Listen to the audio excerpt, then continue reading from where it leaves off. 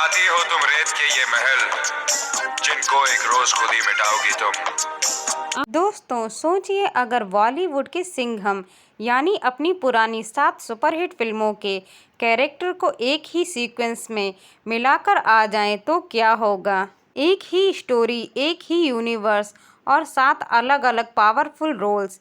क्या बॉलीवुड अब हॉलीवुड के लेवल का सिनेमैटिक यूनिवर्स बनने जा रहा है।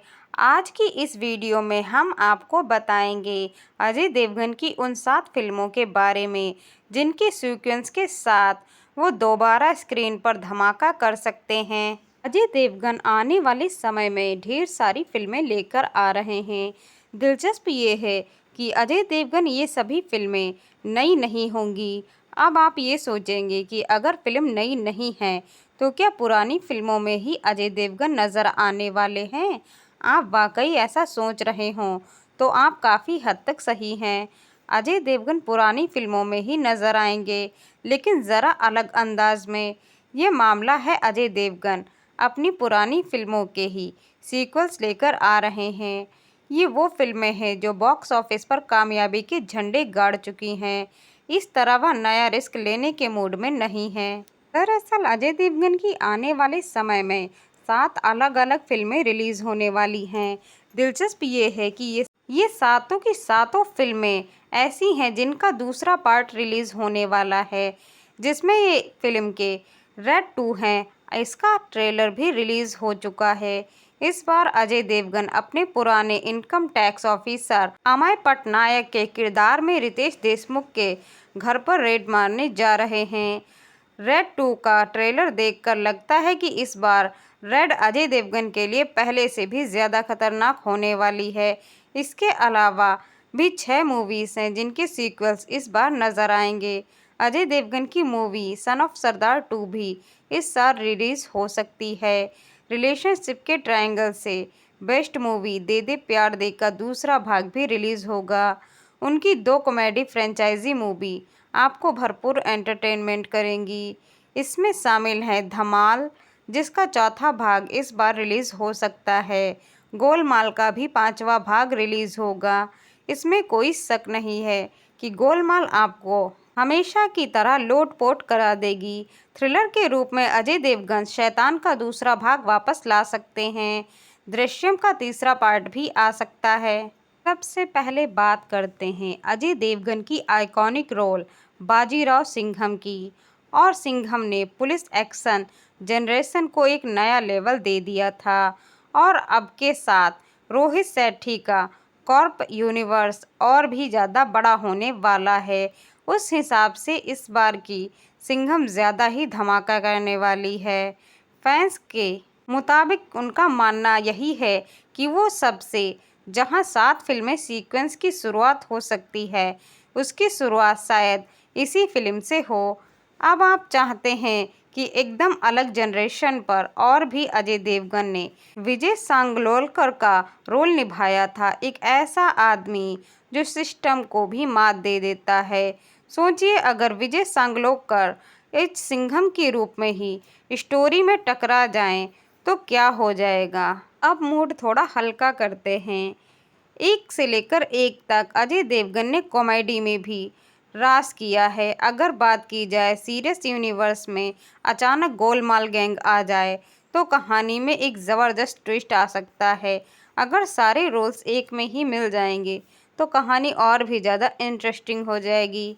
अब एंट्री होती है इंटेंस और डार्क कैरेक्टर की, जिसमें अजय देवगन एक ऑनेस्ट इनकम टैक्स ऑफिसर बने हैं और मैं उनका गैंगस्टर अवतार देखने को मिला है।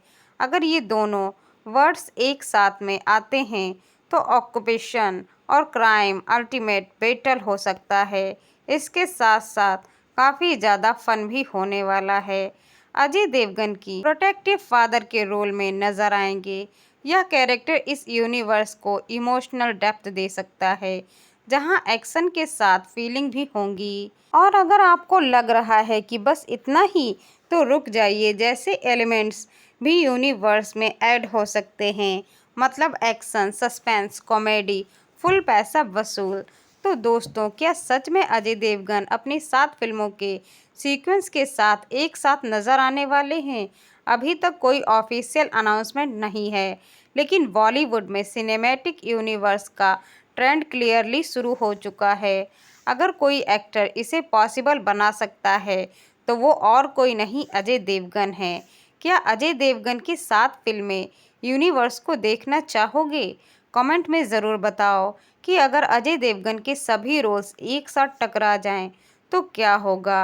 और अगर आपको वीडियो पसंद आई हो तो लाइक, शेयर और चैनल को सब्सक्राइब ज़रूर करें। अजय देवगन एक भारतीय प्रमुख अभिनेता, निर्देशक और निर्माता हैं जो हिंदी फिल्मों में अपने शानदार अभिनय के लिए जाने जाते हैं। उन्होंने 100 से अधिक फिल्मों में काम किया है। उन्हें 4 राष्ट्रीय पुरस्कार भी मिल चुके हैं, पद्मश्री साल 2016 में। इसके साथ साथ उन्हें कई सम्मान प्राप्त हुए हैं। उन्होंने फूल और कांटे साल 1991 में फिल्म में डेब्यू किया था। अजय देवगन के बारे में कुछ मुख्य बातें इस तरह से हैं। उनकी फिल्मों में हर तरह की फिल्में होती हैं। जिस तरह की बात की जाए, अगर उन्होंने सिर्फ रोमांटिक रोल किए तो क्या उन्होंने कॉमेडी रोल नहीं किए?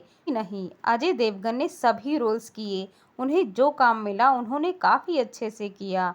अजय देवगन की प्रमुख फिल्में हैं फूल और कांटे, Singham, Drishyam, Golmaal series, Tanaji, the unsung warrior, Omkara, Dilwale. उन्होंने सर्वश्रेष्ठ अभिनेता के लिए 4 राष्ट्रीय फिल्म पुरस्कार जीते हैं, जिनमें जख्म और तानाजी द अनसंग वॉरियर भी शामिल है। अजय देवगन की पत्नी काजोल और उनके बच्चे, उनके पिता वीरू देवगन सभी बॉलीवुड के प्रसिद्ध एक्शन डायरेक्टर थे। दृश्यम 3, गोलमाल 5, धमाल 4 और रेंजर जैसी फिल्में कतार में हैं। इनके रिलीज के लिए अजय देवगन की फैंस काफ़ी बेसब्री से इंतज़ार कर रहे हैं और काफ़ी ज़्यादा उत्साहित भी नज़र आ रहे हैं। वह अपने production house Ajay Devgn film के तहत फिल्में प्रोड्यूस और डायरेक्ट भी किया करते हैं। वह अक्सर अपनी एक्शन, कॉमेडी और गंभीर भूमिकाओं के लिए सिंघम के नाम से जाने जाते हैं। बॉलीवुड के सिंघम यानी कि अजय देवगन आज 55 साल के हो चुके हैं। सांवली रंगत, भारी आवाज़ वाले अजय देवगन स्टंट डायरेक्टर वीरू देवगन के बेटे हैं। कभी गुंडागर्दी के लिए कॉलेज में मशहूर अजय देवगन ने अपने दोस्तों से कहा कि वो हीरो बनेंगे, तो दोस्त मजाक उड़ाते हुए हंस पड़े और हैरानी से पूछा, तू हीरो बनेगा? आज यही अजय देवगन बॉलीवुड के सबसे कामयाब एक्टर्स में शामिल हैं। शाहरुख हों या सलमान, आमिर, 90 के दशक के हर स्टार ने किसी न किसी साल फ्लॉप तो दी हैं, फिल्में या ब्रेक लिया हो। लेकिन अजय इकलौते ऐसे अभिनेता हैं जिन्होंने साल 1991 की फिल्म फूल और कांटे से डेब्यू किया, जिसके बाद 33 सालों में कभी भी ना ब्रेक लिया और ना ही ऐसी फिल्म दी जो हिट ना हुई हो। उन्होंने 122 फिल्मों के अलावा सिनेमा से जुड़ी फ्यूचरिस्टिक अप्रोच के लिए भी चर्चाओं का विषय रहे। प्रोडक्शन हाउस की शुरुआत करने वाले शुरुआती एक्टर में से एक हैं। अजय देवगन के पहले एक्टर जिन्होंने वीएफएक्स स्टूडियो की शुरुआत की थी। अब अजय देवगन थिएटर चैन NY सिनेमा के भी मालिक बन चुके हैं। 600 करोड़ के इन्वेस्टमेंट के साथ अजय फिलहाल 65 प्लस थिएटर्स के मालिक हैं और आने वाले सालों में इस बिजनेस को एक्सपेंड कर देश भर में 250 स्क्रीन्स के मालिक बन सकते हैं। उन्होंने ये बिजनेस अपने बच्चों निशा और युग के नाम से शुरू किया था, इसीलिए इसका नाम N और Y रखा गया है। उनका टारगेट ऐसे क्षेत्र से है जहां सिनेमा प्रेमी होते तो हैं लेकिन थिएटर नहीं हैं। आने वाले सालों में अजय देवगन 600 करोड़ इन्वेस्ट कर करीब 250 थिएटर खोलने की तैयारी में हैं। अजय देवगन के 12 शहरों में 50 से ज़्यादा स्क्रीन शॉट शुरू कर चुके हैं। बॉलीवुड में बतौर एक्शन हीरो अपने करियर की शुरुआत करने वाले अभिनेता अजय देवगन आज एक सुपरस्टार हैं। उनकी सबसे बड़ी खासियत यह है कि वह हमेशा से फिल्मों में सीनियर पोजीशन भी नजर आते हैं। पूरी फिल्म को अपने दम पर चलाने वाले अजय साल 1999 में अभिनेत्री काजोल से शादी के बंधन में बन चुके थे, लेकिन इसके 10 साल बाद उन्हें अपना सरनेम चेंज करना पड़ा। ऐसे में उनके 49वें जन्मदिन पर इसके पीछे की वजह भी बताई गई। 90 के दशक में बॉलीवुड में धमाकेदार एंट्री करने वाले एक्टर अजय देवगन स्वभाव से काफ़ी शर्मीले किस्म के इंसान हैं और उन्हें ज़्यादा बोलना पसंद नहीं है। अजय देवगन को फिल्मों में डांस करना भी पसंद नहीं है। फिल्म की स्क्रिप्ट के मुताबिक अजय को मजबूरन डांस करना पड़ता है।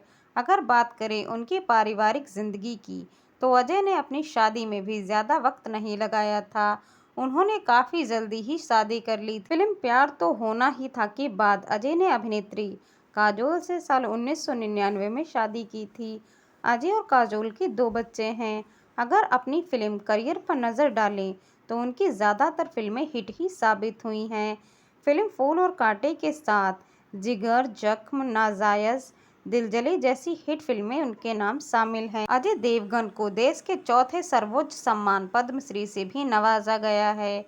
साथ ही उन्हें 2 फिल्मों के लिए नेशनल अवार्ड भी मिल चुका है। कई हिट्स देने के बाद अजय देवगन की सुपरस्टार की दौड़ में भी शामिल हो चुके, लेकिन इन सब बातों से परे अजय की ज़िंदगी में वो बड़ा मोड़ जब आया, उन्हें अपना सरनेम भी बदलना पड़ा। आखिर इसके पीछे क्या वजह थी कि उन्हें अपना सरनेम बदलना पड़ा? जी हाँ, अजय देवगन को उनके सरनेम देवगन को देवगन करना पड़ा था। चलिए आपको बताते हैं कि उनके सरनेम बदलने के पीछे की क्या वजह है। दरअसल 1 अगस्त 2009 जब उनकी फैमिली में उनके सरनेम चेंज करने की सलाह दी गई।